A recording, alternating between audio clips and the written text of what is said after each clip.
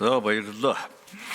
Тэгэхээр манай Эрдэнэ улс гişвэх чухал асуудал тавьсан байна. Ер нь одоо бид бүхний амьдрал, бид бүхний боловсролын их суурь бол яахарахгүй эрүүл Монгол хүн дээр л суралж явдаг. Тэгэхээр эрүүл Монгол хүний асуудал бол зөвхөн эрүүл мэндийн яамнаш асуудал биш шүү дээ. Энэ бол ер нь бүх хүний л асуудал. Ялангуяа хүн бүр өөрийнхөө эрүүл мэндэд анхаарал тавиад явбал эмнэлгийн ачаал эрс багасгахаар барахгүй. Олон эрүүл мэндтэй холбоотой олон үзүүлэлт улсын хэмжээнд одоо сайжрах нь маш ойлгомжтой байгаа юм. Зөвхөн яг сүүлийн 10 гаруй жилийн байдлаас харахад манай энэ улсын нийгмийн эдийн засгийн салбарууд дотроос бас нэлээд гайгүй явж байгаа салбар бол энэ эрүүл мэндийн салбар гэж би харж байгаа. Үзүүлэлтүүдийг аваад үзэхэд за жишээлбэл одоо няран эндэгдэл ер нь одоо жилээс жил тогтмол буураад яваад байна. За дундаж наслалт үнэхээр одоо сүүлийн 10 гаруй жил бол нэмэгдэж байгаагаар бодтойгоор нэмэгдээд байдаг. За 3 дахь гол үзүүлэлт бол энэ шилдэг тэргүүний технологи дамжуулалт бол эрүүл мэндийн салбарт хамгийн сайн хийгдэж байгаа. Энд бол одоо эрхтэн шилжүүлэх асуудал байна. За эрүүл мэндийн мэс ажиллбарын шинэ технологиуд бол ер нь сайн нэвтрээд ингээд яваад байдаг. Салбар бол ерөнхийдөө нэмжээд явбал бас их боломжтой болцсон байна гэдгийг бид нар ковидын он жилүүдэд харсан.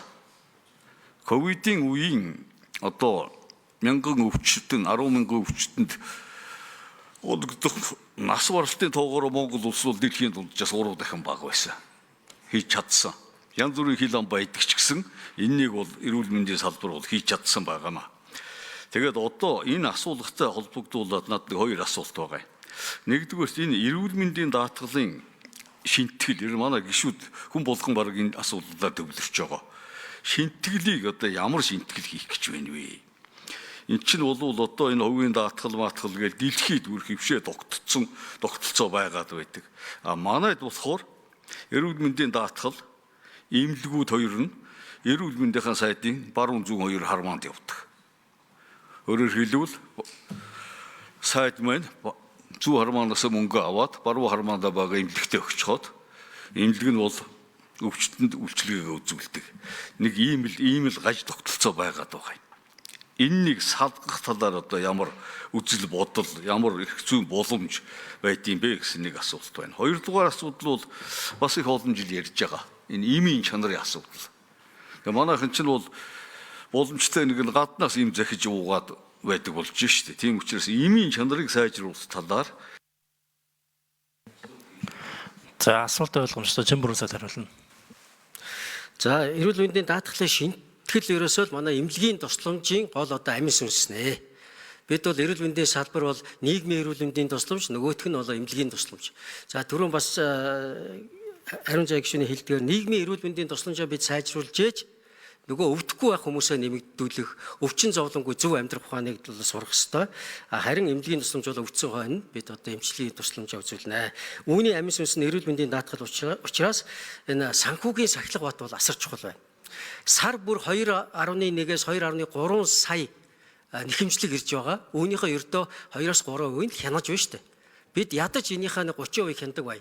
Энийг хяндаг болохын тулд захимжуулах ёстой. Хиймэл оюун ухаан, шинэ технологиудыг ашиглаж хүний нөөц нь хүрэхгүй эмчхийн энийг одоо бодтой одоо ийм захим системд оруулах нь бол нэг номерын том шинжил байх ёстой. Хоёрт эргэлгөө таны хэлдгээр 2 карманда даатгалын сангаа байлгах нь буруу. Тийм учраас бие даалгаж ерөн эрүүл мэндийн яамны харьяа биш байлгах энэ тогтолцоог хийхээр бид бас ажиллаж байгаа энэ саналуудаач гаргаж байгаа. За хяналтын тогтолцоо. Зарим улсуудад бол одоо манайх шиг систем явж байгаа хэрнээ тусдаа хяндаг тогтолцоонд бие даасан тусдаа бүтэц байдаг. Одоо жишээлбэл одоо бүгд Солонгос улсыг аваад үзье. Солонгос улсын одоо даатгалын байгууллага нь бол одоо нэхэмжлийн дагуу санхүүжилтөд өгөх түүнийг нь өгөхийн зөвшөөрөл олгодог хяналтын бүхэл бүтэн бие даасан агентлаг байж жишээд. Энэ агентлаг чанартай тусламж үзүүлсэн үгүй юу гэдгийг хянаад олгодог юм систем ажиллах хэрэгтэй юм аа.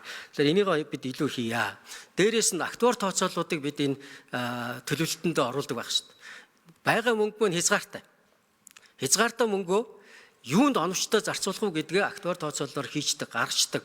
Ирэх жилийнхаа тооцооллыг хийгээд Тэгээд одоо эмнэлгийн байгууллагуудаа за ийм өвчнүүдийг эмчлүүл ийм санхүүжилт өгнө гэдгээ илэн далангуу хэлждэг. Тэгээд санхүүгийн сахилга батгүй баахан нэхэмжлэг хийгээд баахан өрөнд оруулаад тэгээд сүлд нэг эм хангааны нийлэгдэх байгууллага эмнэлэг даатал гэсэн ийм нэг гурван сүлжээ үүсгдэг энэ тогтолцоог байхгүй болгоё. Илүү бодиттой болгоё гэдэг байгаа. За эмийн чанарын хувьд бол тийм ээ бид одоо эмийн чанарын асуудлаар нэлээдгүй их өнгөрсөн парламент бол одоо нэлээдгүй ажилласан. За бүр төр хороо байгуулад энэ эмийн үнийн өсөлт чанаргүй эм яагаад үнэтэй байгаа талаар бол нэлээдгүй олон тайлан мэдээлэлүүд хийсэн. Үүнтэй холбоотой бид эмнэлгийн хэрэгслийн тухай хууль шинжилэн найруулад баталчихсан. Одоо энэ хууль хэрэгжээд явж байгаа. Хэрэгжилтэндээ одоо бид хийж гүйцээгүй амжаагүй зүйлүүд байгаа учраас энэ бүгдийг хяндаг тогтолцоонуудаа оруулж өгч байна. Монопол тогтолцооны эсрэг бас заалтууд орсон. Үүнийг хэрэгжилтээ бид одоо хэрэгжүүлээд эхлээд явж байгаа.